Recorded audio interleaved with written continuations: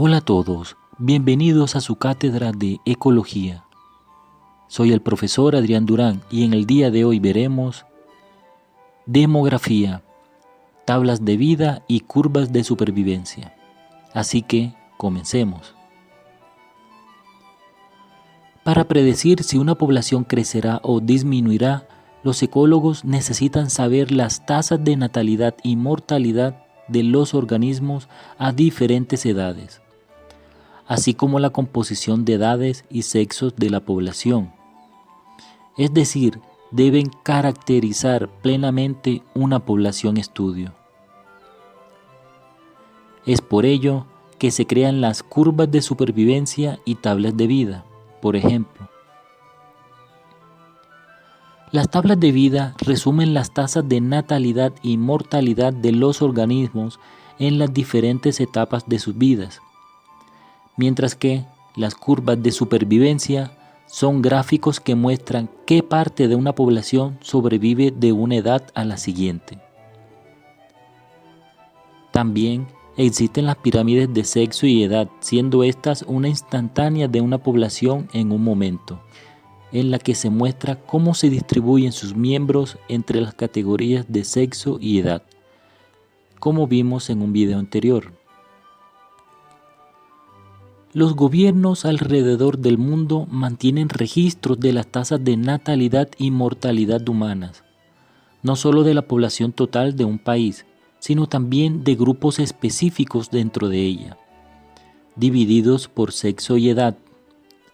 A menudo esta información se organiza de manera resumida en tablas de vida.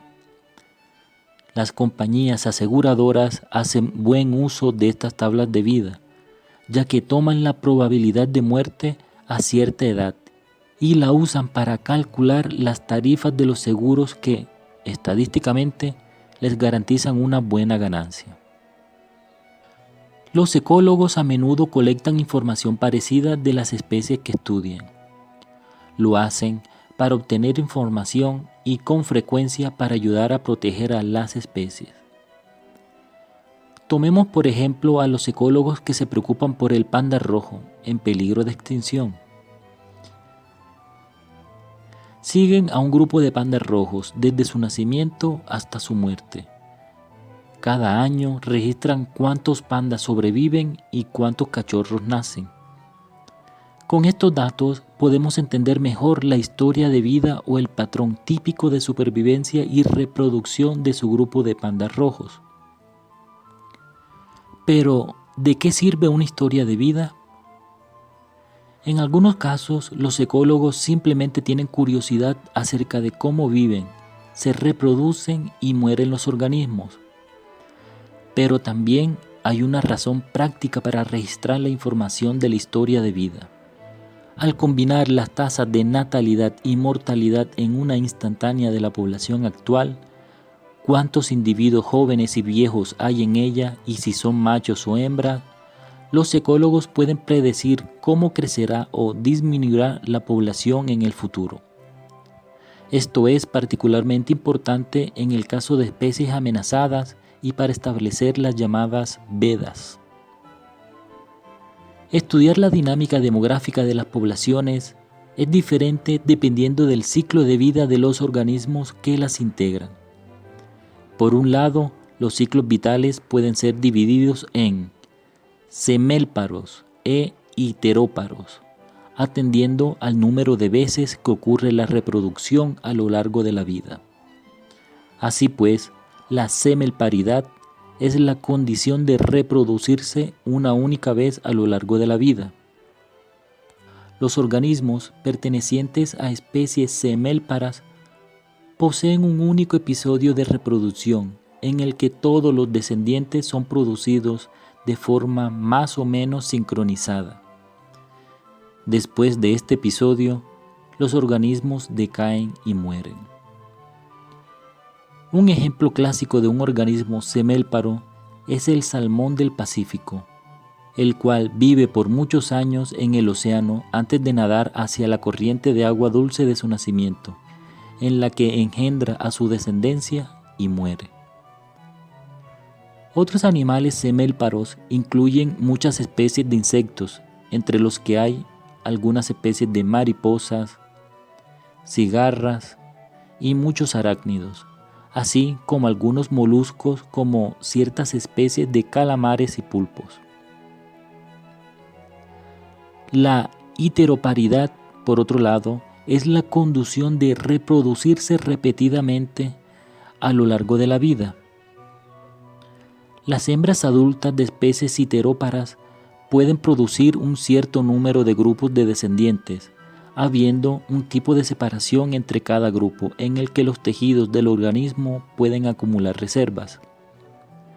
Un ejemplo de un organismo heteróparo es el ser humano.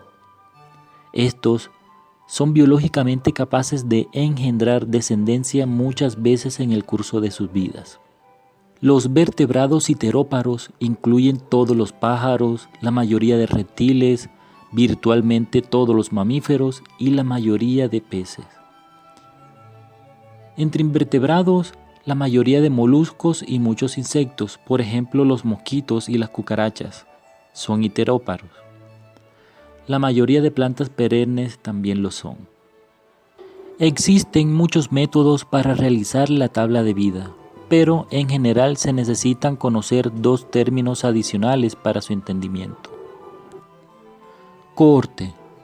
Esta se refiere a un grupo de individuos que han nacido al mismo tiempo, es decir, tienen la misma edad y crecen y sobreviven a tasas similares. Y clase de edad. Consiste de individuos de una determinada edad, llamada clase. Para su diseño, se deben capturar y marcar todos los individuos nacidos en un determinado momento. Posteriormente, se deben realizar recapturas cada año, registrando esos datos. Se considera a los individuos no recapturados como muertos. Por supuesto, el método de captura debe ser absolutamente riguroso, ya que de ello depende la calidad de los datos y por ende las conclusiones acertadas. Los métodos empleados pueden ser muy variados y dependen del tipo de organismo de estudio. Por ejemplo, si queremos llevar a cabo este estudio en roedores, específicamente ratones, el método empleado debe ser captura con trampas Sherman. Estas trampas son cebadas con un atrayente de interés para estos mamíferos. Se deben emplear un gran número de trampas. Esto depende del tamaño del área de estudio. Cuanto más grande, más trampas. Las trampas deben ser ubicadas no al azar, sino sistemáticamente, en transectos de una longitud determinada, por ejemplo de 100 metros, ubicando cada 10 metros una estación, es decir, una trampa. Por lo tanto, ese transecto estará compuesto por 10 trampas. Se pueden ubicar varios transectos en el área de estudio, espaciados de manera oportuna, por ejemplo, cada 50 metros, abarcando así toda el área de estudio. El tiempo del estudio debe ser extenso, de por lo menos 3 años, realizando una campaña de muestreo mensual. Cada campaña podría tener una duración de 5 días, así que es un arduo trabajo. El tiempo depende del tipo de organismo, como ya vimos, si es semélparo o heteróparo, por ejemplo. Finalmente, se construye la tabla de vida con toda la información obtenida. En esta tabla es donde se consignan todos aquellos datos. Para su explicación emplearemos los datos de una especie de castor en Canadá. El estudio tardó 8 años, una gran campaña por año, empezando a tomar datos en el 1956, donde se capturaron 40 individuos recién nacidos. Luego, el año siguiente, en el 1957, de esos 40, recapturaron tan solo 8, es decir, el resto se consideró muerto. Además, registraron 138 nuevos. En 1958, de los 8 solo sobreviven 4, de los 138, 60, y se registran en ese año 229 nuevos individuos. En 1959, de los 4 ahora quedan 3, de los 60 ahora son 30, y de los 229 ahora tenemos 61, registrando además 193 nuevos. Y así se registran todos los datos. Por lo tanto, la primera fila en diagonal hace referencia a clases de edad, empezando por la clase de 0 a 1, porque siempre son individuos nuevos. La siguiente fila en diagonal pertenece a la clase de edad de 1 a 2, y así sucesivamente. Mientras que las filas horizontales se refiere a las cohortes, ya que todos pertenecen a la misma camada original, así que la primera fila horizontal parte de la población inicial de 40 individuos. Son la cohorte 1. La fila en horizontal 2 parte de la población inicial 138 y son la cohorte 2. Y seguimos así con el resto. Ya teniendo la tabla completa, procedemos a analizarla. Lo primero que hacemos es agrupar toda la información en otra tabla, que contiene las cantidades de individuos por clases de edad. Así tenemos la clase de edad de 0 a 1. Contiene en total 1023 individuos. Para saber esto, sumamos todos los individuos de esa clase de edad.